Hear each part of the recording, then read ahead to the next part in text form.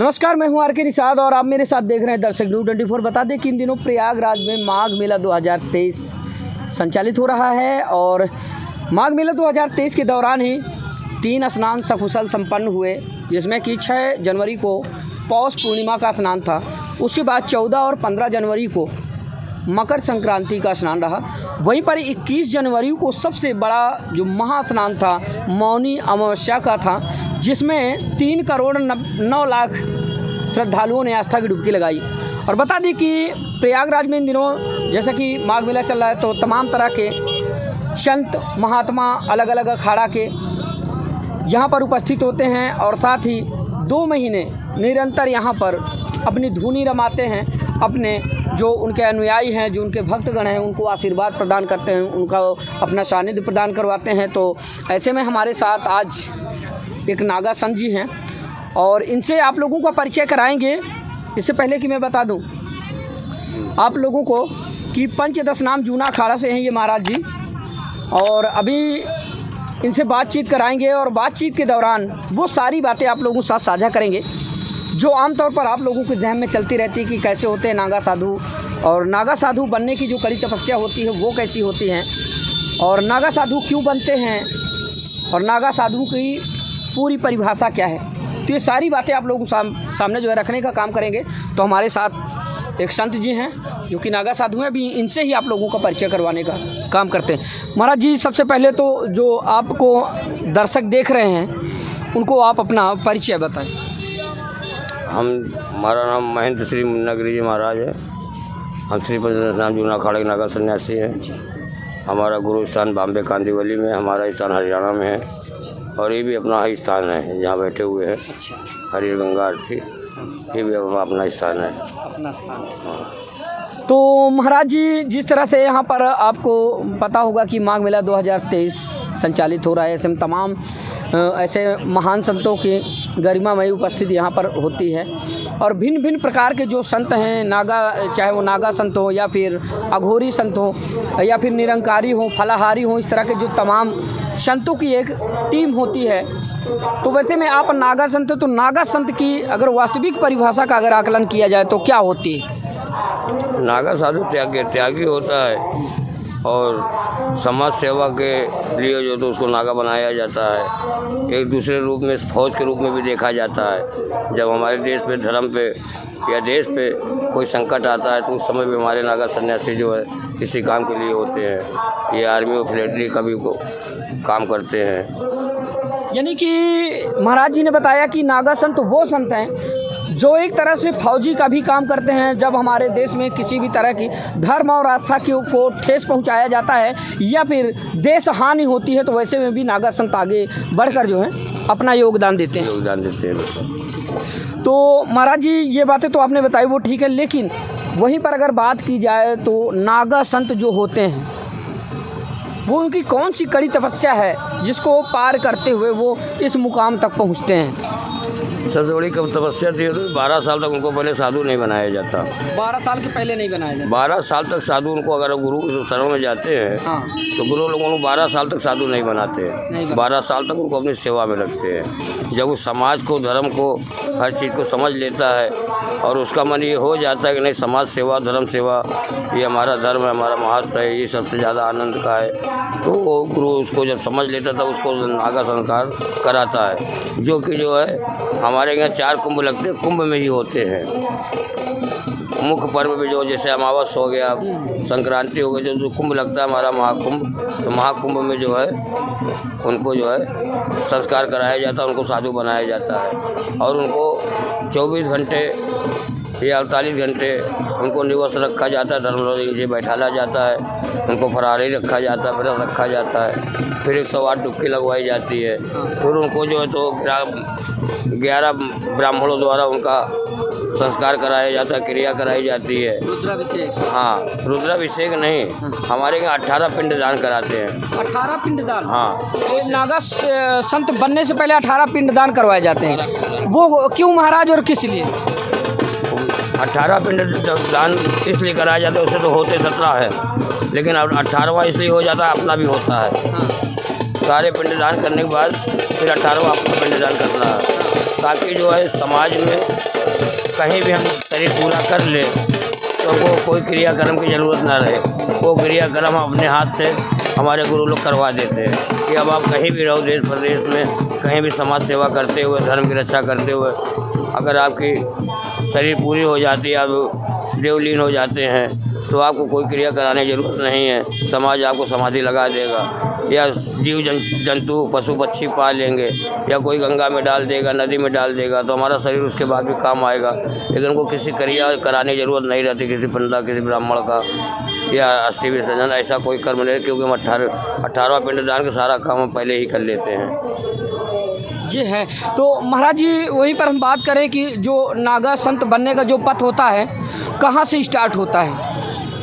वो तो अपनी भावना से, अपने बचपन से की भावना होती है, और उसके बाद फिर जो है ऊपर वाले की दृष्टि बने, ऊपर वाले की इच्छा हो, तभी जो एक सच्चा और संत बना जाता है। तो कितनी कड़ी समस्या होती है महाराज जी यहाँ तक पहुँचने? कड़ी समस्या तो अपने अपने निर्भर करती है। कोई निवस्त्र रहता है जंगलों में, कोई भभूत लगा के करता है, कोई पंचधूनी तपता है, कोई जलधारा करता है, कोई पहाड़ों की गुफाओं में रह जाता है, कोई अपना विरान आश्रम बना के वहाँ अपना भजन भाव करता है ना, कोई हाथ ऊपर कर लेता है, कोई कभी बैठता नहीं, खड़ा रहता है। वो अपने अपने भाव के ऊपर है। कोई मसान कुछ भी सिद्धि करता है, मसान पर रहना, मसान पर खाना, मसान की भभूति लगाना, वहीं रहना, कहीं आना जाना नहीं, हर चीज़ का त्याग कर देना, किसी से प्रेम नहीं। जो हमारे पास आएगा हम उसको प्रेम करेंगे, जो हमारे पास आएगा उसकी सेवा करेंगे। हम कहीं नहीं जाएंगे, हम जंगलों में रहे, जो ऊपर वाला देगा, गुरु महाराज के भजन से जो मिलेगा उससे अपना जीवन का पालन पोषण करेंगे। और हमको ज़्यादा ज़रूरत भी नहीं रहती, हम लोग उतना ही पाते हैं जितने में अपना शरीर चलता रहे। तो क्या महाराज जी जिस तरह से आप नागा पथ में अग्रसित हुए और जिस समय आपने परिवार अपना छोड़ा होगा, तो क्या तब से मुड़कर कभी घर वापस जाना हुआ? नहीं, कभी नहीं गए। अपने जन्म स्थान पे, अपनी नगरी में कभी पाँव ही नहीं रखे। तो क्या मोह माया जैसे जंजाल से भी छुटकारा हो जाता है नागा संतों का? हाँ, हो जाता है। अपना समाज परिवार, साधु संत का परिवार ऐसा होता है, उसमें ऐसी बातें, ऐसे ज्ञान, ऐसे धार्मिक कार्यों की बात होती रहती है। और समाज में जो हमको प्रेम मिलता है, सब सेवा भगत जो हमको प्रेम करते हैं, जिनकी हम जो हमारी सेवा करते हो, जिनको हम आशीर्वाद देते हैं, जिनका हमारे आशीर्वाद से कल्याण होता है, या कहीं भी जाते हैं तो सारा समाज हमारे लिए जो है सेवा करने की तत्पर रहता है, जिसके कारण हम घर परिवार को भी याद भी नहीं करते और नहीं समय मिलता है, क्योंकि जो सामने समाज रहता है उन्हीं की समस्या, उन्हीं को सेवा भाव से हम प्रसन्न रहते हैं। वो कौन सी उम्र थी महाराज जी जो आपको आपके नागा संत के पथ पर लेकर जाती है? अब वो हमारे बालकपन की उम्र है। हाँ, लगभग करीब रही होगी 15, 16, 17, 18 साल, 20 साल मान लो, इतनी उम्र में। हाँ, क्योंकि सब बनाया जाता है तो 12 साल बाद बनाया जाता है। 12 साल तक गुरुओं के साधुओं की सेवा करना पड़ता है। कभी साधु, कभी जहाँ मन मिला फिर उस साधु की सेवा करे, जिनको गुरु बनाना हुआ 12 साल उनकी सेवा करे। फिर वो जो धर्मध्वज नीचे हमारा संस्कार कराता है, जो हम रजिस्टर्ड साधु बनते हैं, हमारा पूरा प्रमाण होता है। धर्मध्वज नीचे हमारे अखाड़े मंत्री अध्यक्ष सारे होते हैं, कोतवाल होता है, हर चीज़ का नियम कायदा कानून होता है, क्या करना है, कहाँ जाना है, कैसे रहना। और वैसे महाराज जी बात की जाए तो संतों में भी अलग अलग संत होते हैं, अलग अलग प्रकार के संत होते हैं। जैसे कि आप नागा संत हैं और साथ ही वहीं पर अघोरी और कुछ शमशान वाले, कुछ अवघड़, या फिर तमाम तरह के जो ऐसे संत हैं जिनको मैं खुद नहीं जान पा रहा हूँ। तो ऐसे में अगर बात की जाए तो वो कौन से संत हैं जिनकी सबसे कड़ी तपस्या होती है, सबसे कठिन उनका जो है वो समय होता है, जिसको निर्वाहन करना बहुत ही अपने आप में एक चैलेंज होता है? कठिन समस्या तो ऐसे संत पड़े हो उनका दर्शन भी नहीं होता, वो कुंभ में भी नहीं पहुंच पाते, वो जंगलों में रहते हैं, बर्फ़ पे, आप हिमालय में है, पहाड़ में, गंगोत्री में भी है, जमुनोत्री में भी है। सारा समाज, सारे जीव जंतु छोड़ देते हैं, वहीं गुफाओं के मंदिर रह जाते हैं, कभी निकलते ही नहीं। वहीं पर देह त्याग भी करते हैं वहाँ पे? हाँ, उनका देह त्याग भी हो जाता है गुफा के अंदर ही। हाँ, गुफा के अंदर ही कर लेते हैं, उनको तो भजन करना है। कभी इच्छा हो जाते तो कुंभ में लगभग 99% साधु आ जाते हैं। और वहीं पर महाराज जी अगर तुलना करें एक अघोरी संत में और नागा संत में, तो फासले क्या हैं दोनों में? फासले कुछ नहीं, अपना अपना रास्ता है। अब किसी को सिद्धि करने के लिए हाथ ऊपर कर लिया कि हम समाज सेवा के लिए हाथ करते हैं, समाज में ऐसा हो गया हमको, तो वो कई साल तक कराता है। कोई खड़ा हो जाता है, कोई जो तो मसान पे जा कर के मसान की भभूति को रमाता है, मसान पर रोटी बना के खाता है, वहीं रहता है, कहीं आता जाता नहीं, अपना भजन गुरु का भजन करता है, अपने इष्ट देवता का भजन करता है ना। तो उसको वो भी एक सिद्धि है। तो अपना अपना रास्ता है सब, समाज हमारा ही है, लेकिन अपने अपने रास्ते चुन रखे हैं। कोई कपड़ा नहीं पहनता, कोई बोरा कटार पहनने लगता है, कोई लंगोटी लगाता है, कोई कुछ भी नहीं लगाता, कोई कंबल भी नहीं ओढ़ता। ऐसे कई प्रकार की समस्याएं होती हैं। संतों में महाराज जी जैसे नागा संत हैं आप, और नागा संतों की अगर बात करें तो कुछ ऐसे नागा संत भी होते हैं जो निर्वस्त्र होते हैं, और तो उनमें क्या आप में उनमें कुछ फासले हैं या फिर आप ही के कैटेगरी के संत होते हैं वो नागा? हम भी निवस्त्र साधु हैं, लेकिन हाँ हम भी नंगे रहते हैं। अभी आप 10 मिनट पहले आते तो सब नंगे मिलते हैं, है ना। तो क्या है, लेकिन समाज में एक पर्दा रखना पड़ता है। तो जिस समय महाराज जी आपके तन बदन पर वस्त्र नहीं होते तो उस समय आपकी जो मन की विचारधारा होती है, जैसे कि आप एक नागा संत हैं, तो जो मन की विचारधारा होती है वो उस समय क्या होती है? मन की विचारधारा तो एक अलग होती है। मन की विचारधारा की तो हम लोग मारते हैं, उसी विचारधारा को मान करके दाब करके तब भजन होता है। जो काम क्रोध लोभ मोह माया सबको त्याग कर देता है, उसको बस में कर लेता है, इंद्री को बस में करना। हाँ, उसी को त्यागी उसी को संत कहते हैं, है ना।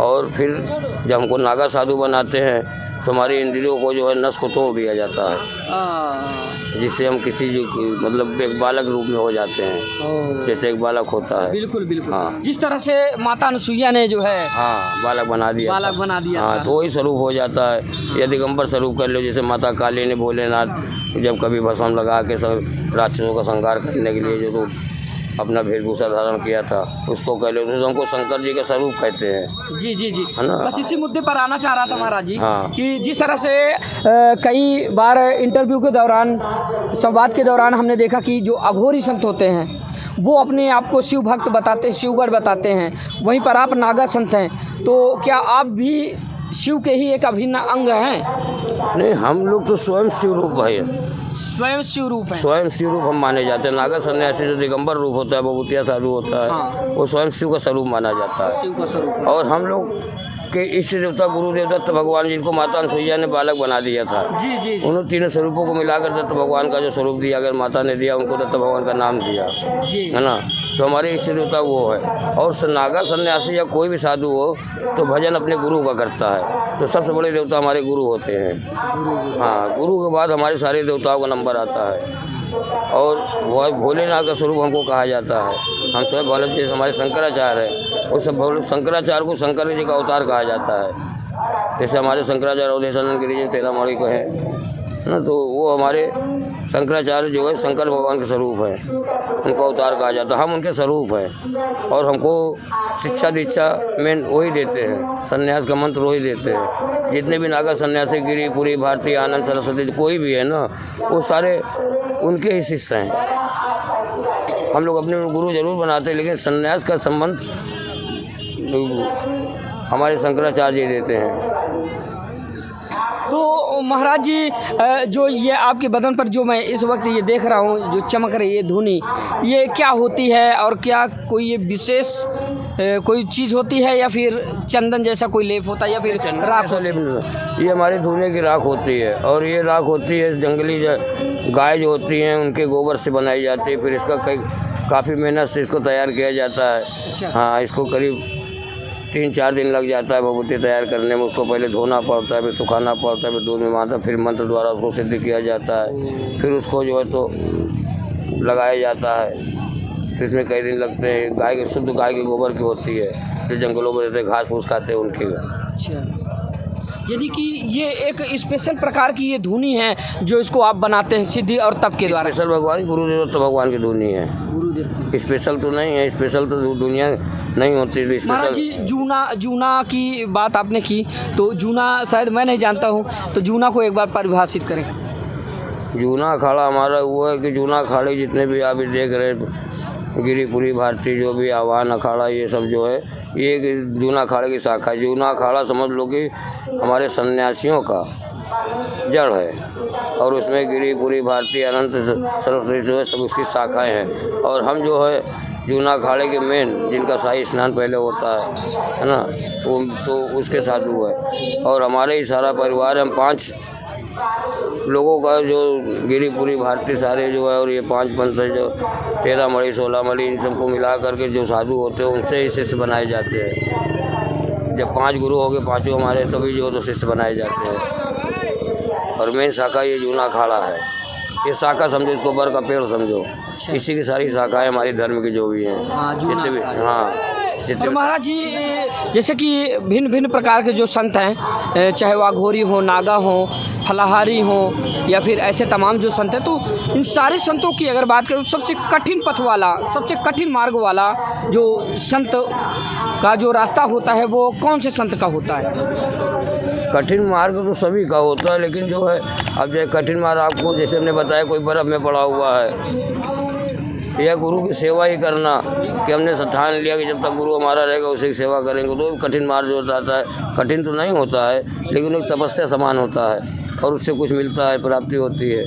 नहीं, मेरे कहने का मतलब महाराज जी ये था, जैसे अघोर पंथ की अगर बात करें तो शव साधना और तंत्र विद्या या फिर शमशान में जाकर ऐसे तमाम जो है साधना वगैरह करना, तो उस तरह से जो आपका नागा पंथ है, तो अघोर पंथ में और नागा पंथ में क्या फ़र्क है, क्या विशेषता है? कठिन रास्ता आपका होता है नागा पंथ का या फिर अघोर पंथ का? कठिन सारे ही है सारे। अगर जैसे हमने 12 साल भभूति लगा लिए तो ये भी कठिन है, वो भी उससे वो घोड़ी से या खड़े स्त्री से सारे, तो भी जो है सारे में नियम होता है, कायदा होता है, उस नियम को निभाने में जो सबसे बड़ी कठिन वही है।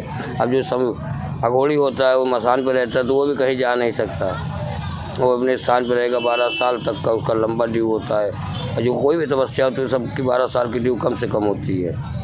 तो 12 साल किसी तरीके से रहना है, मान लीजिए हम गुफा के अंदर रहने निकलेंगे 12 साल, अब इच्छा हो गई तो 36 साल नहीं निकलेंगे, इच्छा हो गई निकलेंगे नहीं, तो कैसे कह देंगे किसी कठिन तपस्या? जो जितना कठिन रहा, खा नहीं रहा, पी नहीं रहा, पानी पी के रहा है, जल पी के रहा है, वो भी नहीं पी रहा, हवा पी रहा है, तो कैसे साधु पड़े हुए हैं जो हवा पी के रह रहे हैं, तो हम कैसे कह सकते हैं कि घोड़ी की कठिन तपस्या होती है या हमारी भभूतिया की कठिन तपस्या होती है या पंचदुनी में तपस्या? तो सभी की कठिन होती है, जो उसको नियम से करता है वो सारी तपस्या कठिन ही होती है। गुरु की सेवा करना या समाज को, धर्म को जो है तो ज्ञान देना, ये भी कठिन है। सच्चा ज्ञान देना, उसमें भाव ना हो, भेदभाव ना हो, लोभ ना हो कि लोभ में किसी को गलत दिशा दिखा दे, ये सभी कठिन मार्ग है। मन को मार करके उसको सही दिशा दिखाना। यानी कि आप ये भी संदेश देना चाहते हैं कि अगर आप संत पथ पर आए हैं तो वहाँ पर आपके मोह माया लक्ष्य लोभ और धन वैभव ये सारी चीज़ दमन हो जाने चाहिए इनके। ये सारी चीज़ का गमन कर दिया जाता है, सब चीज़ का त्याग कर दिया जाता है, लेकिन त्याग करने के बाद वो अपने सामने चलती रहती है, माया की कोई ज़रूरत नहीं रहती। ज़्यादा जहाँ साधु जाता है माया अपने आप उसके साथ चलती रहती है। आपके इस पथ में कोई ऐसा मोमेंट, जैसे किसी बच्चे को बुलाओ, अगर उसको बार बार बुलाओ या आजा आजा करो तो भागेगा, अगर उसको मत बोलो, उसको कहो वहाँ जाओ हटाओ तो अपने पास आएगा। उसी तरह साधु के लिए माया होती है, उसको जितना हटाओ, उससे जितना प्रेम कम करो वो उतना ही पास में आती है, क्योंकि हमको हटाना रहता है। हम भंडारा कर देंगे, लंगर कर देंगे, कोई साधु आ जाएगा उसको दे देंगे, कोई गरीब ले जाएगा उसको कपड़ा बनवा देंगे। हमको तो भगाना की उलझन करती है, लेकिन वो पीछे पीछे लगी रहती है। यानी कि आपको धन और लोभ से कोई मतलब नहीं होता, जरूरत नहीं पड़ती। साधारणतः ज़िंदगी जीना ये जो है साधारण से है तो भी, नहीं है तो भी। और आपके द्वारा सारे किए गए काम विश्व कल्याण के लिए होते हैं। हाँ, सारा समाज कल्याण के लिए, विश्व कल्याण के लिए, देश के लिए, धर्म के लिए, सनातन धर्म के लिए। और महाराज जी आपके नागा संत बनने तक जिस तरह से आपने बताया कि वही 17 या 18 वर्ष की उम्र रही होगी जब आप इस पद पर आए, ऐसा कोई मोमेंट्स आपके बीच में आया, ऐसा कोई समय आपके बीच में आया जो आपका वो इम्तहान वाला समय रहा हो या परीक्षा वाला समय रहा हो कि आज हमारी कठिन तपस्या है हमें साबित करने की कि हम नागा संत बन जाए? कठिन सब तो शुरू से ही था, परिवार से, क्योंकि हम बचपन से निकलना चाह रहे थे, लेकिन मोह माया जैसे आपने कहा ना जल्दी छूटती नहीं, तो हमारी तो छूट गई, लेकिन परिवार नहीं छोड़ रहा है। परिवार नहीं छोड़, उसको पता कि भाग जाएगा, निकल जाएगा, बन जाएगा, तो जब तक वो रोक सका, बांध सका तब तक बंधे थे। जब निकले तो भाग गए थे। लागी लगन तो उसे तो मैं क्या करूँ। हाँ, सत्य है। लगन आपकी कहीं और लगी थी। और वहीं पर महाराज जी ये तो सिलसिला रहा अभी तक आपके नागा पंथ तक आने का, और बता दें कि इस वक्त आप धर्म, आस्था और अध्यात्म की नगरी प्रयागराज में चल रहे माघ मेला 2023 में मौजूद हैं। तो क्या कहेंगे आप धर्म नगरी प्रयागराज के बारे में? धर्म नगरी प्रयागराज तो तीर्थों का राजा है प्रयागराज, और यहाँ पे सारे देवता वास करते हैं। त्रिवेणी संगम का जो तो मिलाप है आपको भी पता है ना। लेकिन यहाँ जो सबसे बड़ा कुंभ लगता है, और यहाँ जो अमृत का बूंद गिरा था उससे बहुत बड़ा महत्व है ना, जिसके कारण साधु संत बड़ा सबको यहाँ आना पड़ता है, डुबकी लगा करके अपने को शुद्ध करना पड़ता है, भजन करके, वो तपस्या करके, दान धर्म करके। वैसे तो मेन ये दान क्षेत्र कहा जाता है, प्रयागराज दान क्षेत्र है। तो यहाँ सबसे बड़ा महत्व दान करने का है। यहाँ की माया जितनी हो सके उतनी दान करें। यहाँ का कभी ले नहीं जाना चाहिए, यहीं पर छोड़ के जाना चाहिए। और महाराज जी जैसे कि आपको भी पता होगा कि अपने भारतवर्ष में 4 ऐसे स्थान हैं जहाँ पर माघ मेला, कुंभ, अर्ध कुंभ, महाकुंभ जैसे है ना आयोजन होते हैं, कुंभ लगते हैं। हाँ, मेन उसी को कहा जाता है, 4 कुंभ लगते हैं। तो सबसे जो महत्वपूर्ण है वो कौन सा है? वो प्रयागराज है। हाँ, हर तरीके से। एक तो ये यहाँ सबसे बड़ा स्थान है, फिर ये तीर्थों का राजा है। यहाँ के जो साधु बनाए जाते हैं नागा सन्यासी, उनका नाम होता है राजराजेश्वरी साधु, राजेश्वरी साधु, राजेश्वरी नागा। जो उज्जैन में बनाए जाते हैं उनको खूनी कहा जाता है ना। जो हरिद्वार में बनाए जाते हैं उनको खिचड़िया कहा जाता है, और नासिक में लगभग बनते नहीं, छोटा कुंभ होता है। अच्छा। हाँ, तो 3 जगह ये बनते हैं। तो इसलिए सबसे बड़ा महत्व प्रयागराज का है। तो महाराज जी अभी तो आपका पथ अलग है, और आपको तो इस समय किसी भी तरह से कोई लोभ या मोह माया आपके सानिध्य में नहीं है। तो हाँ, पास में नहीं, दूर दूर तक नहीं है। तो वो दौर आप बताइए कि क्या आज आपको याद है कि आप कहाँ से थे, या क्या पिताजी कौन थे, क्या कैसे, वो सारी बातें अभी हैं या फिर नहीं? तो पिता उता जो शरीर पूरा कर लिए, बाकी घर परिवार अपना अच्छे मौज माया में, और हम एक रजवाड़े घर से लगभग थे, किसी चीज़ की कमी नहीं थी। प्रॉपर जन्म स्थान कहाँ था महाराज? प्रॉपर जन्म स्थान हमारा यहीं का है, प्रयागराज है। त्रिवेणी संगम। बचपन से पिता के गोद में गंगा स्नान करते थे। अच्छा। फिर अपने पैदल गंगा स्नान करते थे, फिर गाड़ी घोड़ा कार मोटर से करे, फिर व्यापार करे तो भी आए। लेकिन हमारा सब कुछ छूट जाता था, गंगा नहीं छोड़ती थी। तो हम गंगा से एक ही चीज़ मांगते थे, किसी तरीके से हमको निकाल करके साधु बना दे भाई। और वो आपकी मनोकामना पूर्ण हुई।